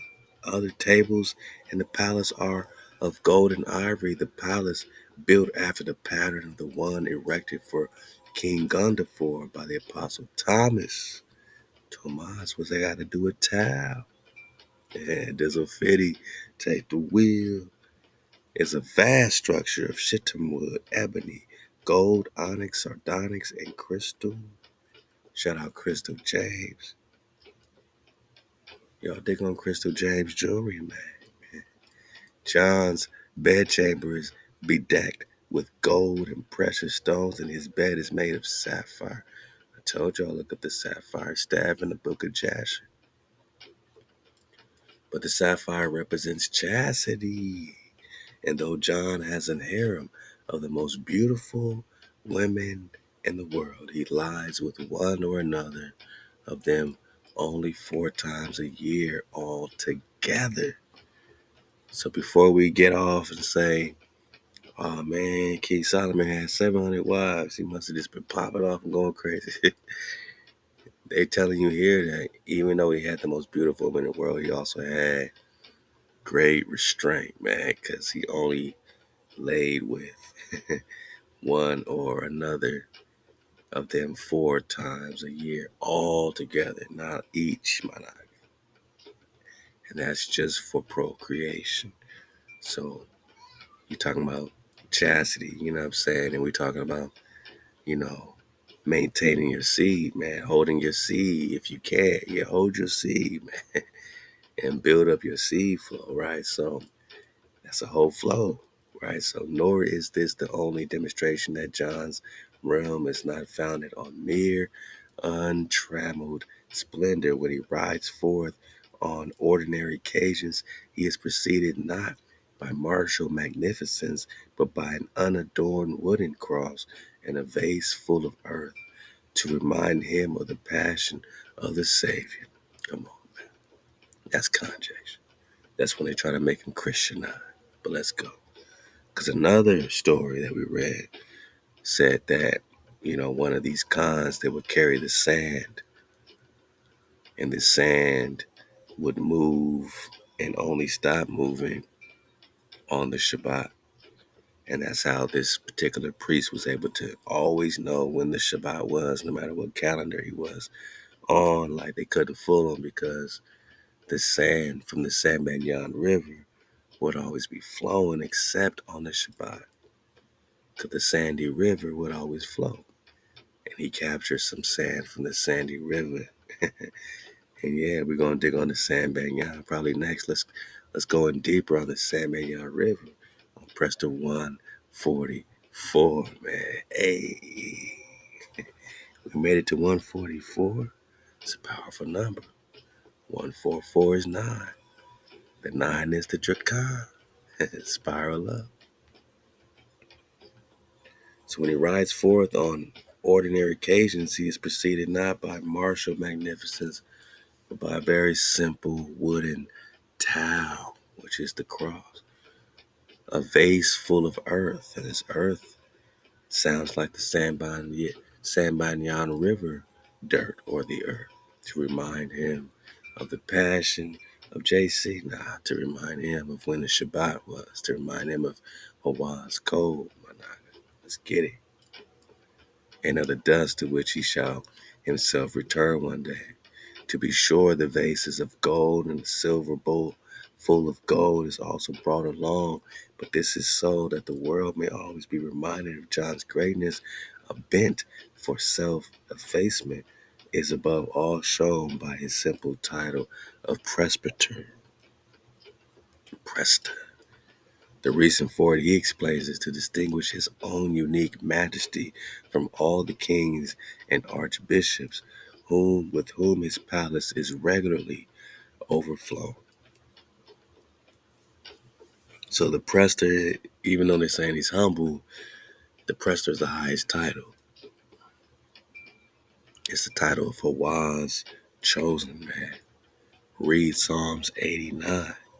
Firstborn bond, firstborn son is Dawid. We're talking about the covenant of peace, man. So, the kingdom of David, like, all this is the highest title. The kings pay him tribute because they're just like the Pope today. The kings will have to make it good with the Pope if they want to go to war for real, for real. And back then, they would have to make it good with the Prester, you know what I mean? So the Pope hijacked the title of the Prester. The reason for it, he explains, is to distinguish his own unique majesty from all the kings and archbishops with whom his palace is regularly overflowing. In this array of high titles, we choose to be called by a lesser name and to assume an inferior rank to show our greatness, our great humility. An ideal balance of wisdom and wealth also characterizes the realm over which John presides. There is no poverty among his subjects and no strife. They in code. Thieves and robbers are not found here. They're in code. Nor adultery and avarice. They're in code. No flattery, no lying. For he who speaks a lie dies forthwith, or is regarded by us as dead. His name is not mentioned, nor is he honored. Pilgrims and visitors are warmly received. Indeed, they may find a special reward in store for them. For in a desert place there stands a rock that has incredible curative powers. Two holy men guard it and ask every arriving pilgrim if he is a Christian or wants to become one.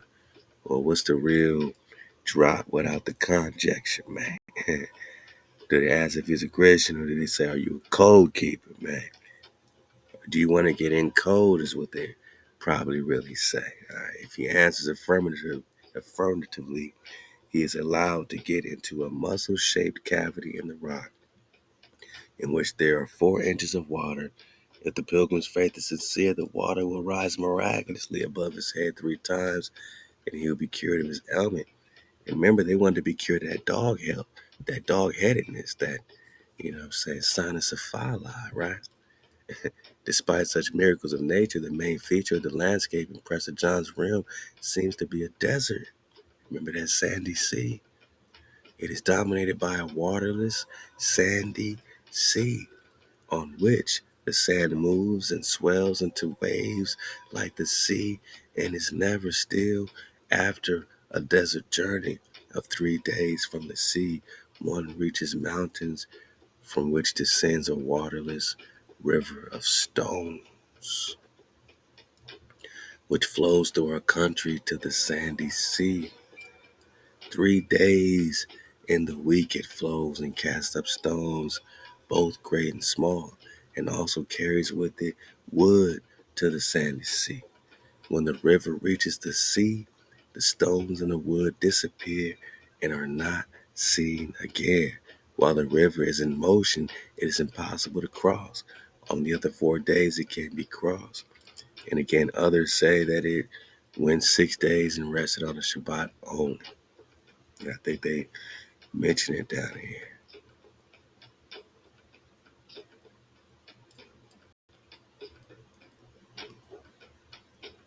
Let's get ready. Let's get ready. They're gonna get to it. So, we had multiple drops saying that it was going 6 days and resting on the 7th day.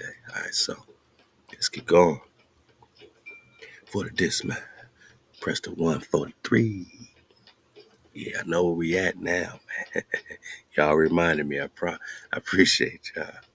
Hey, man, let's get it. The desert character of the realm is further suggested by John's particular stress upon elephants, dromedaries, and camels among the many to be found there. Yet, for all this aridity, there is abundance.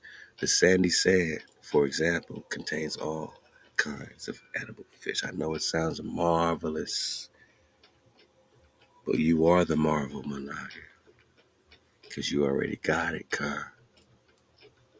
Where then is this remarkable country? Where could it be other than India superior? Our magnificence, writes Prester John, dominates the 3 Indias, Managa, and extends to farther India. Stop. This is why India superior plays so heavy, is that Prester dominates the 3 Indias. And if one of them is India superior, right, which is called North America today, then it makes perfect sense why the British Museum in 1530 would place India superior next to Prester John. Perfect sense, right? India superior. Katai. Katai.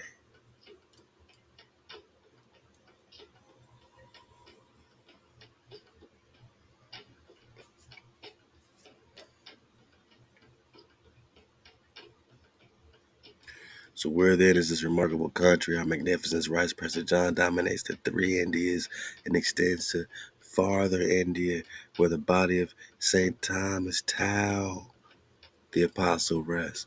It reaches through the desert towards the place of the rising of the sun and continues to the valley of the deserted Babylon, close to the Tower of Babel. Suddenly, the vague immensity takes on a biblical tinge, meaning it reminds us of biblical stuff, Bible stuff. It reminds us of the Hebrew stuff, Eden stuff, Garden of Eden, Promised Land stuff. This is deepened when John informs us that his territories comprise the Pison, which is one of the 4 rivers that rise up out of the terrestrial paradise. And didn't Columbus say that the Orinoco flow must connect to terrestrial paradise? The Orinoco flow connected with Mount Roraima? Ain't the Geon River one too? Geon. Ain't that John Templar? We talking Eden, terrestrial paradise, according to the second chapter of Genesis. Furthermore, like the land of Hivala or Hawala, which connects with the Hiva, which connects to Tau and the city of gold, back to Thomas, my nine, and which around which the biblical Pison flows. John's country contains gold and onyx. Ahab the onyx battle. It also flows with milk and honey. A hint at the location of this rim is provided by Genesis 2:13, which tells us that another of the four rivers of Edom, the Gahan, I said Geon or Gihon, Gahan is also Jahan, is also Prester John. What's John got to do with Eden, man? Compass the whole land of Ethiopia. Where's Ethiopia? We'll, we'll find out. Where's Ethiopia? It appears to be a nondescript, vague terminology for dark-skinned people everywhere you are. Just like India, just like Ethiopia. Greek word, ebdio, burnt face, fiery looking wherever you are. Burnt face people wherever you go. Fiery looking Nagas wherever you are is an Ethiopian. Not just one place in Ethiopia or Africa today. We're talking about Ethiopia to the west, Ethiopia to the east. We're still talking Gahan, John. John tells us that his place is in Susa, the ancient capital of Persia, or Parsia, or Parius, or Paris. Or Paris. But this also implied proximity to Ethiopia in a vague geographical Ethiopia is a vague geographical imagination of medieval Europe. As the centuries passed, the continental rim of the Prester letter clearly somewhat south of the original Tatar legends or centers of the legend was to be increasingly identified as Ethiopia. So they kept remixing it to one place, Africa today.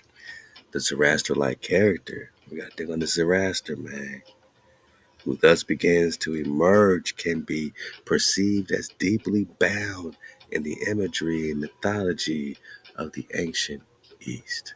And the ancient East is the current West, my nigga, because they flipped your map, my nigga. Recon. In some ways, he's another version of the noble non-European, because he ain't no white man, right? He's the noble non-white man, right? Even though we know the European is swarthy. We know what they talking about. We know what they getting at. Whose Western counterpart we have come upon in the Fortunate Islands. But there are significant differences. Unlike the Fortunate Islander, this sophisticated Oriental knows both the value of money and the necessities of war. Who is Prester John? The Western idea was founded in the classical simplicity and closeness to a fresh and fertile nature, whereas the Oriental one reposes in a natural environment that is harsh, forbidding, and old, and that yields up minerals and miracles more readily than vegetation. We're talking magi for the this man. The way of life envisioned for the West was essentially democratic. This Eastern one is the best of all monarchies. The Fortunate Island beckoned to pioneers, Prester John's domains, kingdoms, right, to pilgrims and saints, while, quote, the noble savage sings for a future far from the clutter of decadent civilization. Our noble Ethiopian makes a last plea for the treasure, both material and spiritual, that may still be found among the rubble of a sacred past. He represents a kind of archaeological rediscovery, a digging up of Hellenistic Christian origins. Remember, the Hellenistic Greek erased your images, which is why Putin is showing all these royals that are melanated in Russia, digging up Hellenistic Christian origins or erased origins in the East, to which Western Europeans have finally been drawn in the age of the Crusades. The Prester John legend thus emerges as a Christian counterpart to those visions of longed for ancient East that we have glimpsed among Muslims and Jews on the Iberian Peninsula. So this is a Western counterpart to what they're kicking over there in Islam and the Middle East and Africa over there. This is a Western counterpart, right? A Christian counterpart. They're finding something in the so-called West that is counterpart for what they're kicking over there, man. That's leading to the crusades of them looking for this black man to fight against Islam or the Moors that's subjugating them over there. So they're trying to team up, or really they're working together to invade the promised land. Psalms 83, Confederacy, more on more war. Indeed, it represents an assertion for Europe in general of that tolerant spirit represented above all by medieval Spain and acceptance of that East and some of its cultural and racial complexity. Could be talking about a black man. Anak. In fact, Prester John letter may, at least in part, have Jewish roots. So there's a connection with the Hebrew Khan and Prester John in the root, right? In the desert that separates the mountains from the sandy sea, the writer tells us an underground river or rivulet turns into a large river in which an abundance of precious stones is to be found, quote, beyond this river. He goes on, are 10 tribes of Jews. That's what Prester said. Who, though they pretend to have their own king, are nevertheless our servants and tributaries. Because you know what was happening. The northern and southern tribes were separate at this time, and the northern tribes thought they had their own king. They pretended to have their own king. But King David is the king of Israel, Khan. So there's two different versions. One makes him soft, one makes him strong. Let's look at it.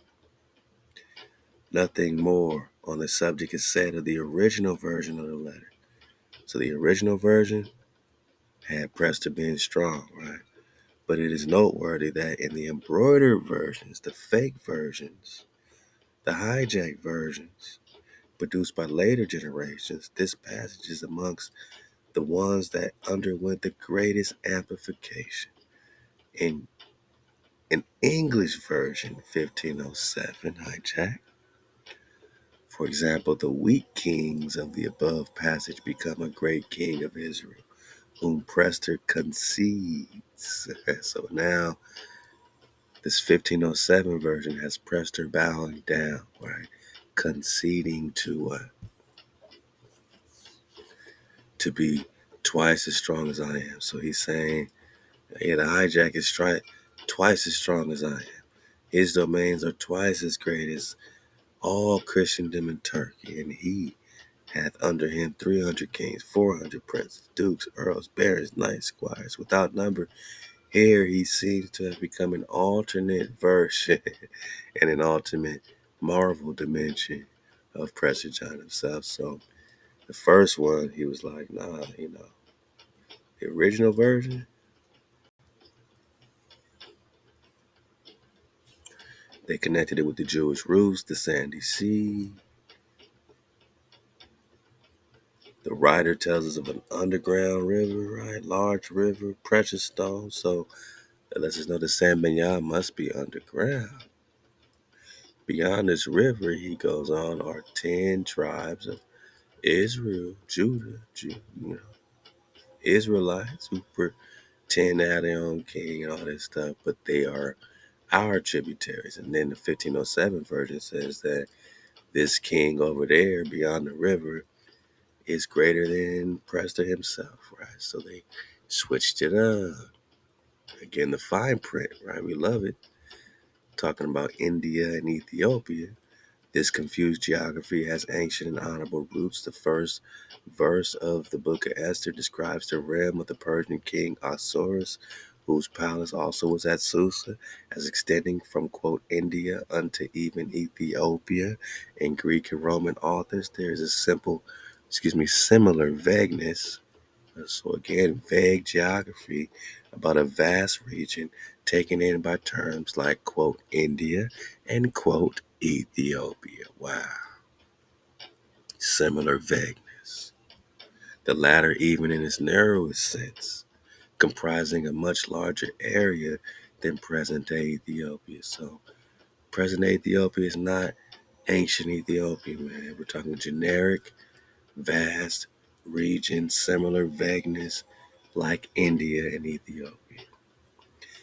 And beginning just south of the first cataract of the Nile and about its relationship with the better known Persia in the apocryphal Acts of St. Thomas. The apostle moves easily between Persia and India because they're all connected. Because this is Parsia or Parsia, Paris, starting roughly with the 5th century apocryphal writer Pseudo-Dias, who describes the exploits of St. Thomas, Bartholomew, Matthew, and each of the 3 Indias. How many Indias are there? 3 Indias, man. But we talk North America, we're talking India Superior, boss. We're talking Grand Canyon, Grand Canyon, Grand Canyon. This latter concept became a standard one in the Middle Ages. One of the 3 Indias, quote unquote, faced, quote unquote, Ethiopia today. According to the Pseudo-Dias, the second faced Persia, and the third occupied the ends of the earth between the ocean and the rim of darkness. The third easily became especially fruitful for the geographical imagination because they were imagining things in their geography. But they imagined us right here in India Superior, America, which is why they invaded America, man, and made treaties on India Superior, America, of peace and friendship. It is the region of untold islands in which the plural term India is etymologically one and the same as Indies, West Indies, East Indies, came to rest for once and for all. There also was less mysterious, more valid definitions of the 3 Indias among medieval geographers. But for most Europeans, even learned ones like Black-ass King Charles, the term covered a vast and distinct region of dark-skinned peoples, culminating in a countless array of islands in one direction, and in Ethiopia, biblical Kush in another. All right. So all this is vagueness. All this is about dark-skinned Ethiopians, east and west, man. And in India Superior, you better believe India Superior had copper-colored Nagas, which is why the definition of an American is the copper-colored races found here by the European. So the hijacked version of the Prester letter said that this king across the Sambayan River was twice as strong as he, twice as great, all these other twiceness, right? But that's the hijacked version. Indeed, it is very Likely that some sort of identification between Prester John and the King of Israel, between the remote realm of Christians and the final refuge of the 10 lost tribes, lies buried in the very sources of this legend. This possibility seems very close to the surface in the early Central Asian version provided by Hugh of Jabala, with its intimations of Tatars and the king of Khazars, only a generation after Bishop Hugh, the celebrated Jewish traveler. Benjamin of Tudela described a relationship he had heard about between the four of the lost tribes and nomadic people called the Kofar.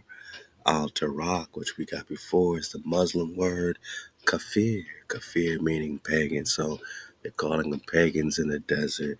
But these pagans were teamed up and tribed up and rocking with the Prester John. And they're saying maybe these are the same people on the Central Asian steppes.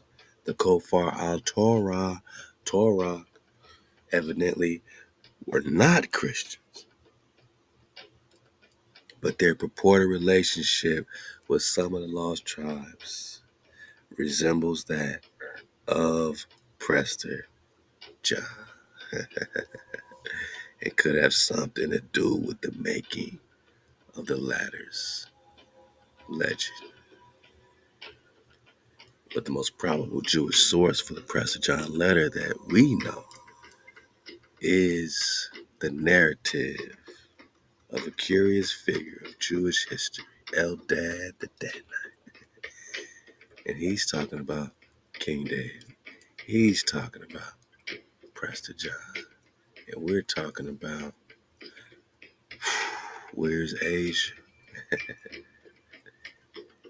We're going to go back into the Prester flow of new and old, man, and, take some notes, man. See where we left off, see where we left out, man. Fill in the gaps, see what we got, man. We got a lot more to dig on. Obviously, this is Prester 143, man, the 143rd installment of your Prester John investigation. Let me go hang out with my little homie. I think he wants some flapjacks.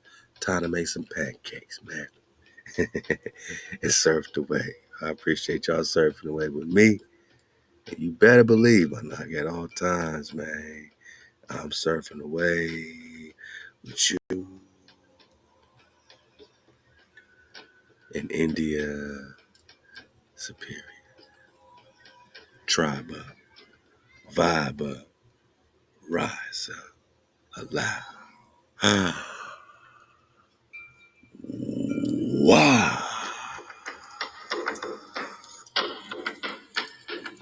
Shabbat. Let go. Drop bass. Take the wheel. For real. Real spill. Yeah. You know the deal. You know it's real. It's real. You know the deal. You know we feel.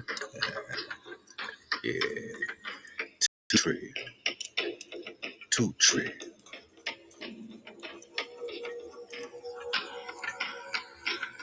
Brazil.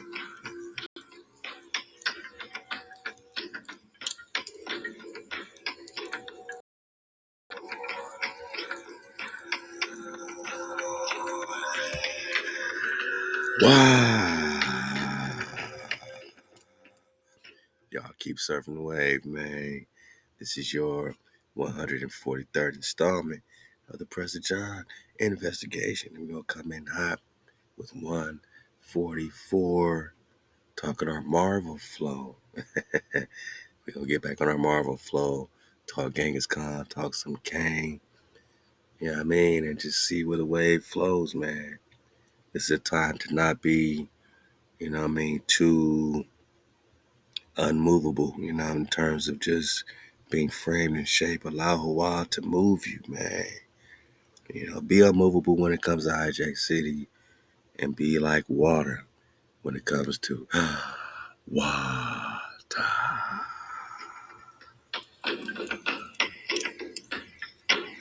Hawata. You want that water or that Hawata? The H3O. Hey, kind up, guys. Let's get it, man. It's too much fun. We make it a victory lap.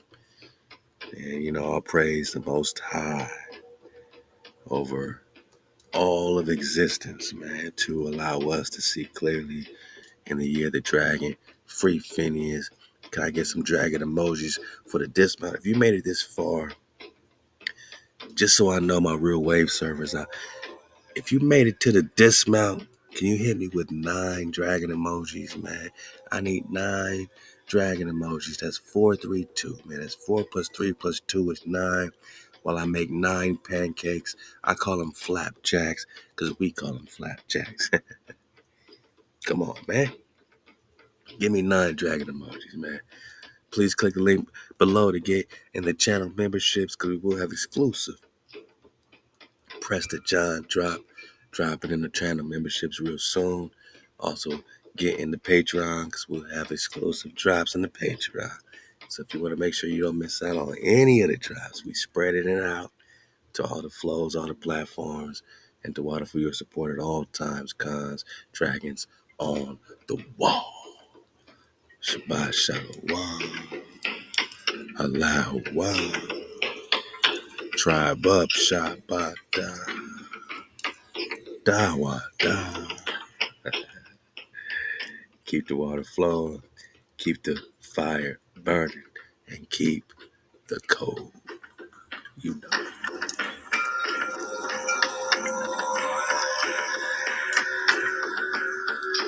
cold never gets old.